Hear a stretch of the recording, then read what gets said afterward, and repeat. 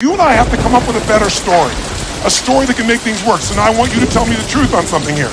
Tell me right now, who here in this room has ever failed to accomplish something that really mattered to you? We all know we failed at some point. The first time I ever asked this question on stage, it was spontaneous. I was at this group called TED, Technology, Entertainment, and Design. And I asked everybody in the audience, because they're all multi-billionaires, the guys that started Yahoo, the guys that started Google. It's this really unique group of people. And they're in this darkness. And they weren't responding, so I said, let me just ask you a question. How many of you have ever failed? No one raised their hand. I said, thank you for your full participation. How many of you have ever failed? They all raised their hand. I said, great. When you failed in the past, why did you fail? And this is where you hear people's story. Remember why I'm telling you this? Because I want to tell you right now, you might write down something. Change your story, change your life.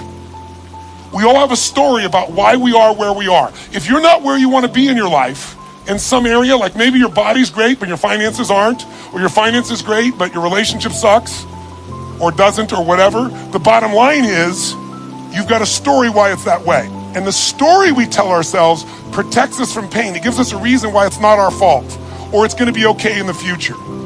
But the story that protects you also imprisons you. It keeps you from changing your life. So in order to create a change in your life, you really truly gotta change your story.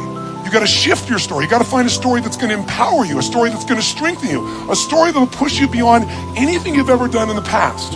So the story most people have, and that they had at this TED piece was, I said, why have you failed in the past? Didn't have the money, didn't have enough time, didn't have the right resources, didn't know the right people, didn't have the right contacts, didn't have the technology. Some people said we had a lousy leader. The leader said I had lousy people. Isn't this stuff that people tell you? And then in the darkness, I heard this voice say, I didn't have enough Supreme Court justices. And I looked into the dark room down there in the front row, and it's Vice President Al Gore, who lost to George Bush, and the whole crowd, I was in Northern California, and it was a Democratic crowd, so they all stood up and cheered like crazy. And when they're done cheering, I just stood there and I said, that's one way to explain why you didn't become President of the United States. You didn't have enough Supreme Court justices. But I might suggest there might be a different reason. And everybody was like quiet, going, what's he gonna say? And I said, let's look at everybody else first. Those of you who told me you don't have the money, you don't have the time, you don't have the education, you didn't have the right people, didn't have the right skills, didn't have the right technology, you didn't have the right Supreme Court justices or enough of them. I would submit to you, you've all told me the reason you failed is you didn't have the resources. Time is a resource, money is a resource, technology is a resource, knowing the right people is a resource. And I said to the audience, here's my experience working with the most successful people on the face of the planet, athletes, presidents of the United States, multi-billionaires. Here's what I know from them. Resources are never the real problem. A lack of resourcefulness is the real problem. I'll say it again. Lacking the resources is not the problem. Lacking resourcefulness is the real problem. What I mean by that is very simple. The ultimate resource is human emotion. What starts wars? Is it logic? Hell no, it's emotion. What makes you get married or get divorced? It's emotion. What will make you stay up all night, work to build your business? Emotion. What will make you give up? Emotion. If you don't master your emotion, if you don't become resourceful, then you're gonna think the problem is resources. Because I'm here to tell you, every great person I know didn't have the resources, but they got them because they're resourceful. And what that means is, if you're creative enough, creativity is an emotional resource, can you find an answer to the problem, yes or no? If you're determined enough, can you find the money that you don't have? Can you find it, yes or no? If you care enough and get other people to care with you, can you get them to help you, yes or no? If you are bold enough, if you're strong enough, if you're disciplined enough, can you get yourself to do things other people cannot find a way to do, yes or no? See, the ultimate resource is resourcefulness. And I tell you that, my friends, because I grew up with no resources, but I became very resourceful. And that's why I have the privilege to be with you today. And I said, so are you, Mr. Vice President? I watched you speak last night, and the previous night he'd spoken to this Who's Who crowd, and he had spoken on the inconvenient truth. And it was the first time he did that speech that they made into a movie. And he was so passionate. And you never saw him passionate, but he was passionate. He grabbed everybody. People liked him, people didn't like him. I said, listen, let me tell you something. You said you didn't have enough Supreme Court justices. Here's the truth. I watched the debate with you and Bush. I wanted to vote for you, but I couldn't. There wasn't any energy. There was just ego there. I said, I watched those debates. I said, if the guy that was up here last night was the guy in those debates, you wouldn't need the Supreme Court justices. And the whole crowd went berserk. They started clapping, standing ovation, and he came over and gave me a little high five and said, you're right. And we became good friends out of it. And people came to me afterwards, the guys from Kleiner Perkins, multi-billionaires, they took me to dinner and they go, we've all been thinking that. No one would ever say that. How could you say that publicly? I said, because it's the truth. They go, yeah, but no one said it. And guess what? The truth is, I don't care where you are today. I don't care if you're totally broke, and getting here was a huge stretch for you. If you can find the hunger inside of you and you can remember, I don't need resources, I need resourcefulness, that'll get me the resources, then anything you dream about you can make real. But the minute you forget that and you come up with a story that goes, I don't have the money, I don't have the time, I can't do it, it's too far away, that's what's gonna kill you. Change your story, change your life. And we all have a story because we're afraid, all of us, to fail. We're afraid to not look good.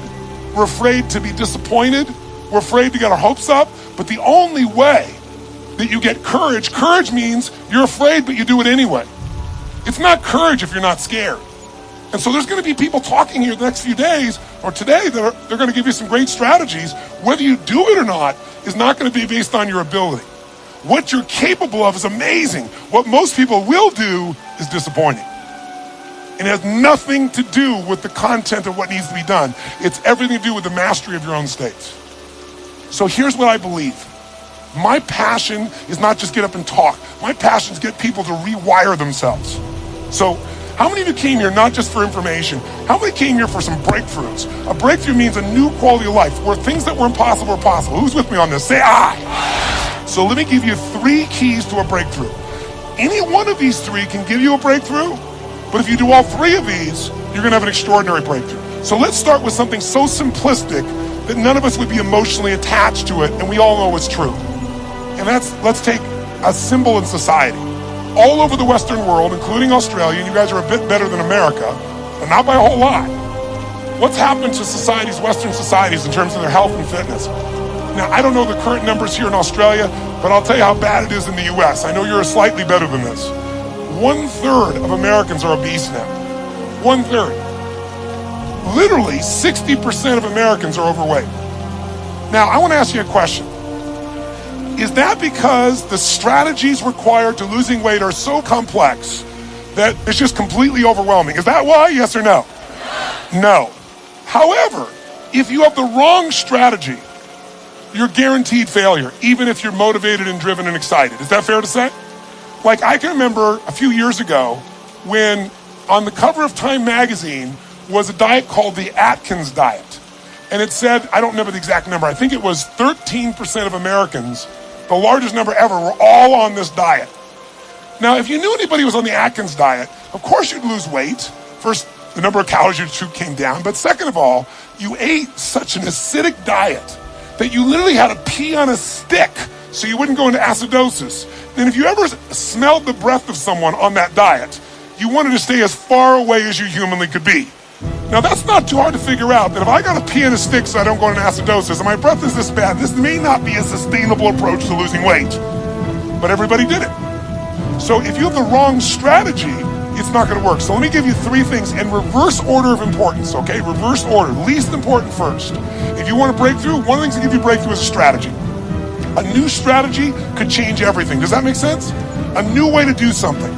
If you come up with the right strategy, it could save you a decade. It could save you 5 years. And one reason to come to a seminar like this, in my opinion, is to gather up as many strategies as you can.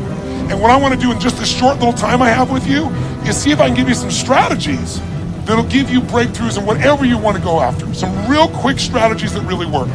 What is a strategy? It's a specific way to do something that if you do it that way, you get the result every time. Let's think about strategy like a recipe. If you know someone's recipe and they took 25 years to figure out how to make the perfect chocolate cake, and you're not a baker, but you got their strategy, you got their recipe, how often can you get the same quality of chocolate cake if you follow their recipe, if you follow their strategy? How often will it work? How many times? Every single time. That's the beauty of a strategy. So there's going to be a lot of strategies available to you here during this course. I'd be listening and find the strategies that appeal to you most. But I'd submit something to you, my friends. I'm a strategist. I'm a business and life strategist. I'm always finding the little thing that'll change it all. I'm obsessed by it. And I filled up my events with them. But I know something about strategies. You can give someone the perfect strategy and they can still not do it. They can even know it's the right strategy and still not follow through. That's why the problem in our society is not a lack of strategies. If I said to you right now, okay, we gotta lose weight, and we're in downtown Brisbane, and we were to walk 10 blocks, how many places would we pass within 10 blocks that could help you to lose weight, for example, or get fit or get strong? How many? In fact, you don't even have to get up out of this building to learn how to lose weight, because today, God forbid you're gonna get up and walk, you could just pull out your iPhone or your iPad or whatever phone you have, and you can download 10 books right now that you'll never read, right? On how to do it. Maybe you'll start reading the first one, and then you'll get a little text. Oh, what's the text saying? You won't read the rest of the chapter. How many trainers are there in the Brisbane area that could get you fit and strong? Are there plenty, yes or no? So, is it a strategy problem, do you think? No. So don't get me wrong, I believe strategy is invaluable, but strategy without the next two is basically worthless in my experience. You know what to do, but you don't do what you know. But the right strategy versus the wrong strategy is critical. I want you to make a note of this, really important. You have to do the right thing at the right time. I'll give you an example in my country. Buying a house, right thing to do. In my country, 2007, wrong time. If you bought a house in the United States in 2007, right now you're upside down anywhere from 30 to 70%. 70. In places like Las Vegas, they're down 70%. I have a friend that had a $10 million home, just sold for $3 million. That's why, my friends, I'm a student of seasons. That's why you have to understand and become so incredibly bright and aware as to what's really going on. So when someone tells you the strategy, you go, is that really right now? Because they'll show you a strategy that worked. The question is it working now? You want someone who's done it and is doing it. People go all the time and they go see someone, let's say a really nice stockbroker who then tells them what to do with their finances, but you got more money than he does. That ought to be a clue he's not the person to talk to. People go to psychiatrists all the time that are taking antidepressants for their depression, and they wonder why they don't get better. I mean, we're weird this way. I'm telling you, if you're gonna get a strategy, you better get somebody who's doing it, someone who's getting results. Now, strategy isn't critically important. Even though I beat up on it, is it still a huge advantage with the right strategy, yes or no? Yes. So what's the second thing? The second element, though, that affects whether you're gonna use the strategy or not is the story you tell yourself. Does that make sense? Because if your story is, I'm big boned, or I've tried what? I've tried what? Everything. If you tried everything, you'd have the answer. Right? But when people say, I tried everything, what does that do? It makes your brain go, see, I've tried everything. There's no reason to try anymore. It's not my fault. I'm just big boned. I just have low metabolism. Right? It's just, I've always been this way. And by the way, people's stories are often true, but they're not effective. It may be true that you have low metabolism. It may be true that you're big boned, but that's not why you're fat. It's because you're doing nothing to change your metabolism. Make sense? Or I don't have a relationship with a great man or great woman because all the good ones are gone. Or they're gay and I'm not, or I'm gay and they're not. Something of that nature, right? Isn't that a common story people tell themselves? And what does the story do? It kills your hunger, it kills your drive, it gives you a reason not to face the discomfort. We've all lived in a society that has trained us since we're this tall now. Most of you, by the time you're 21, saw 2 million commercials on how to instantly get out of pain. Instantly out of pain. You know what the problem with getting out of pain is? It takes away the purpose of drive.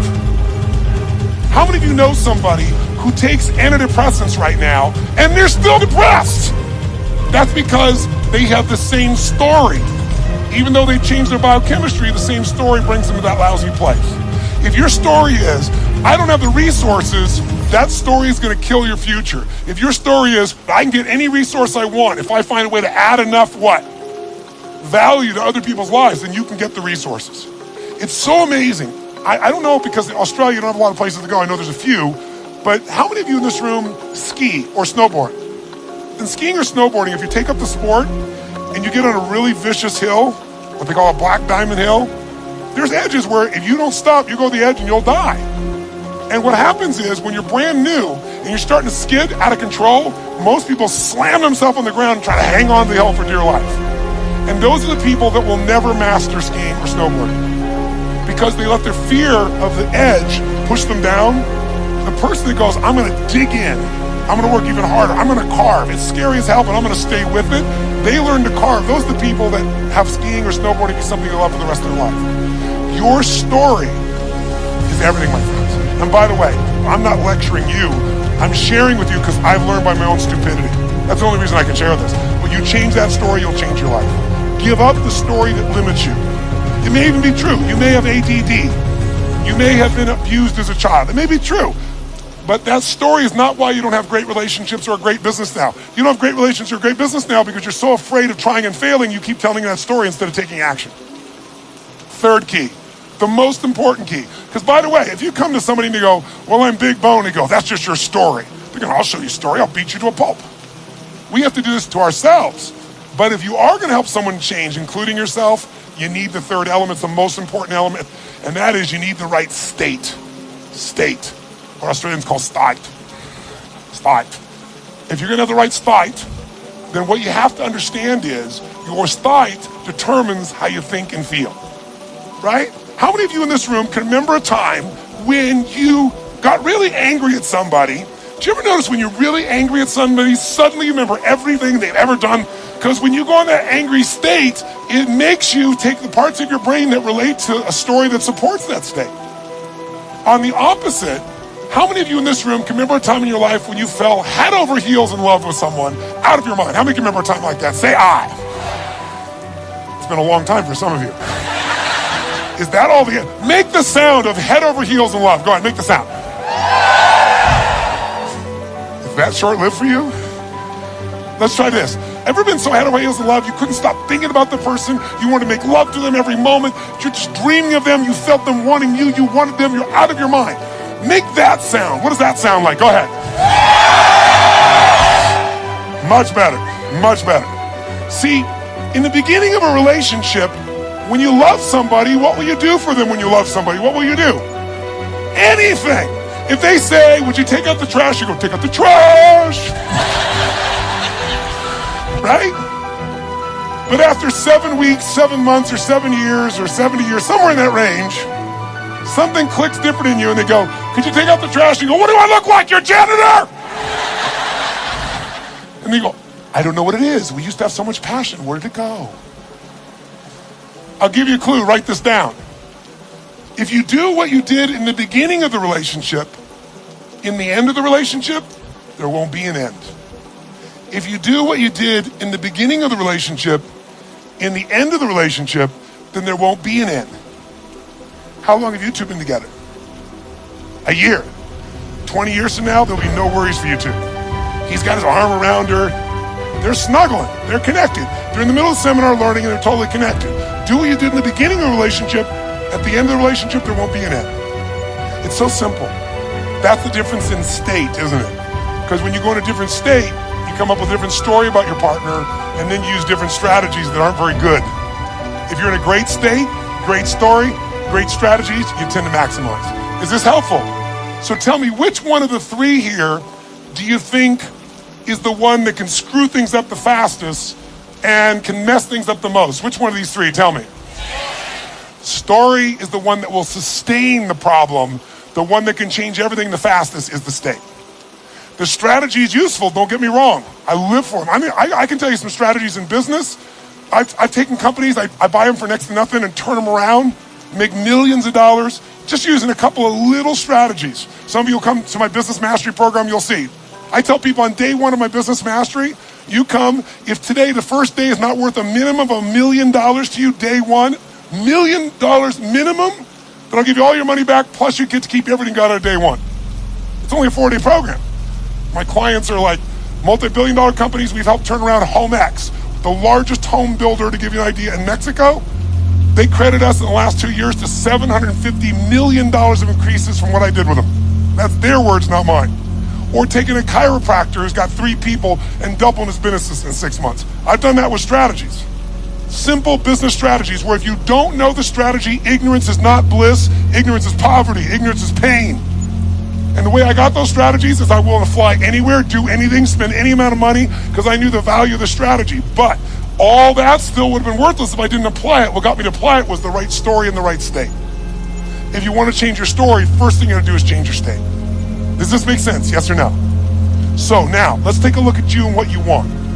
If you and I want to say, why do people's lives turn out differently than other people? We can come up with one word and I can show you where it is. Decisions. Write down decisions, not conditions, determine my destiny.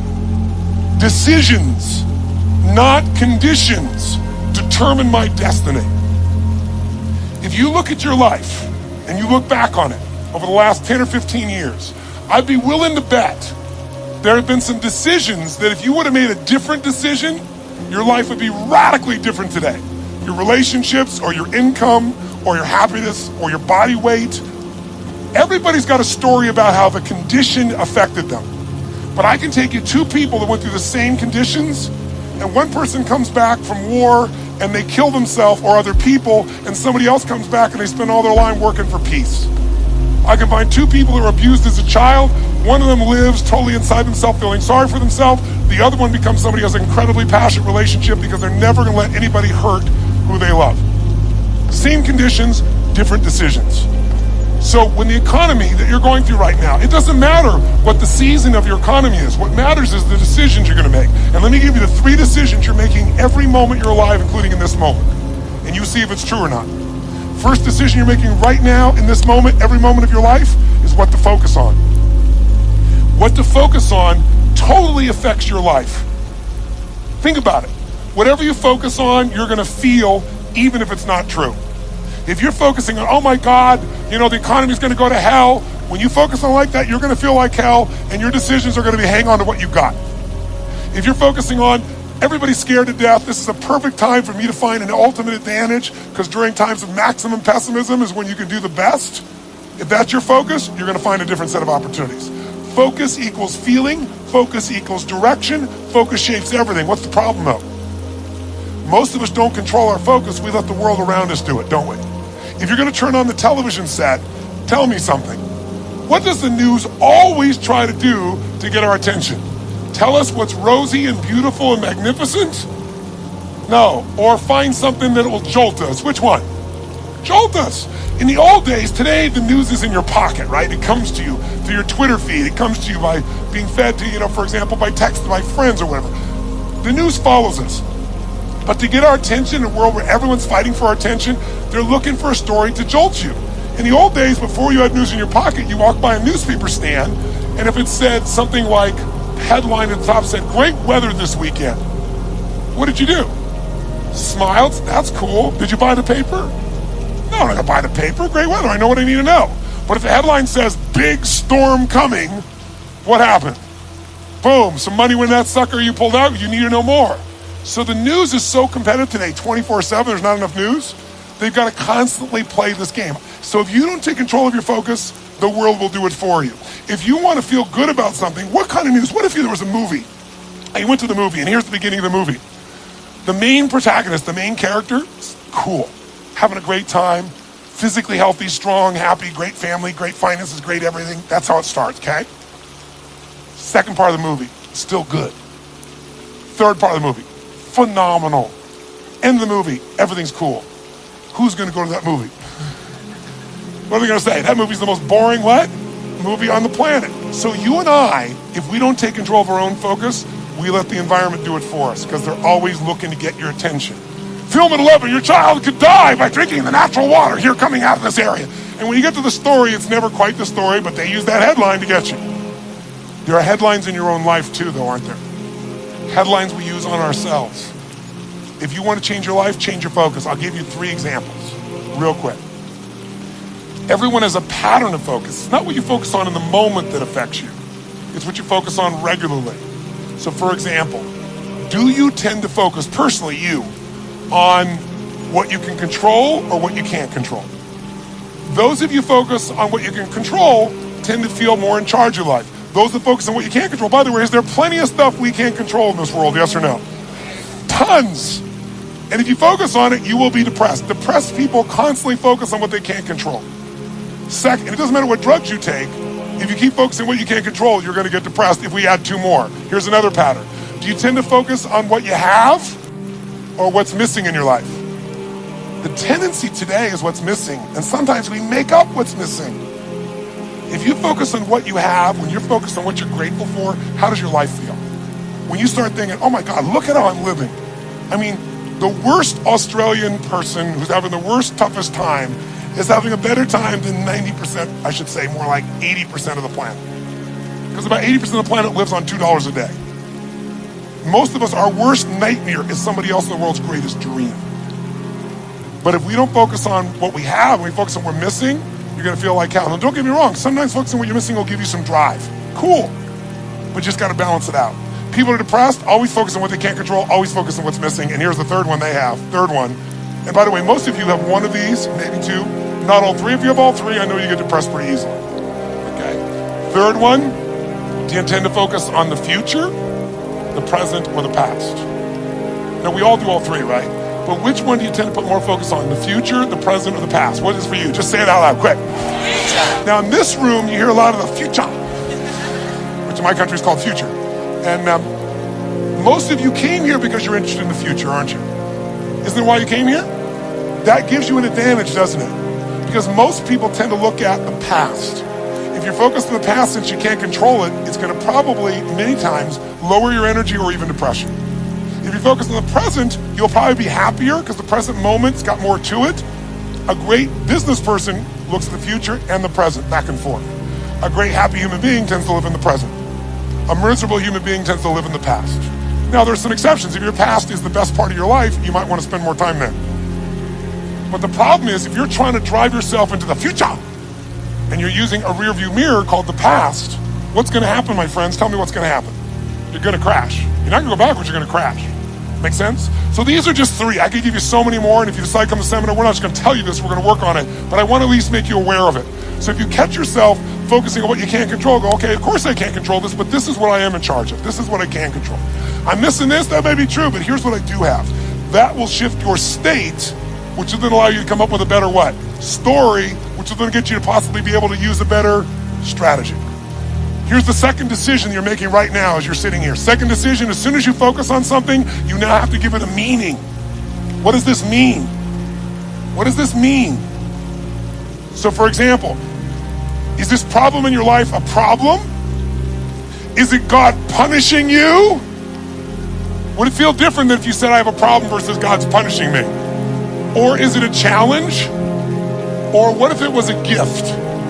What if this problem was truly a gift? Would it change how you felt, the state you're in, the strategy you would find, versus if you thought this was a curse?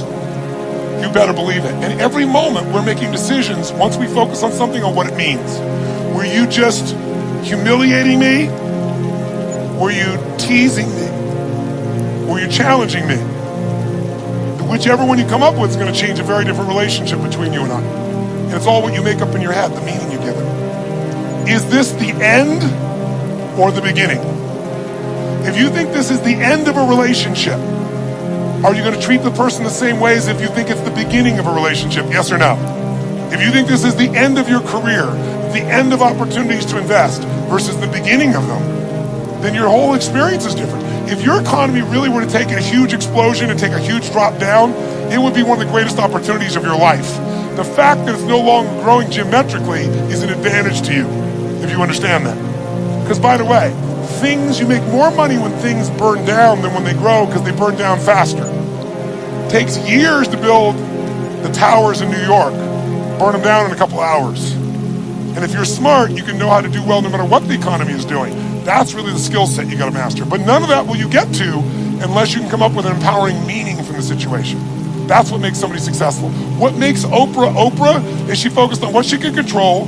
Oprah focused on what was possible, what was in the future, and how she could do something right now to make it happen. Oprah mastered meaning. She didn't say, I'm African American, I'm poor and I'm broke and I have no resources. She goes, I'm a tower of power and I'm gonna find a way to make this world change. Those belief systems got her, those states and beliefs, to the strategies that made her Oprah. Make sense?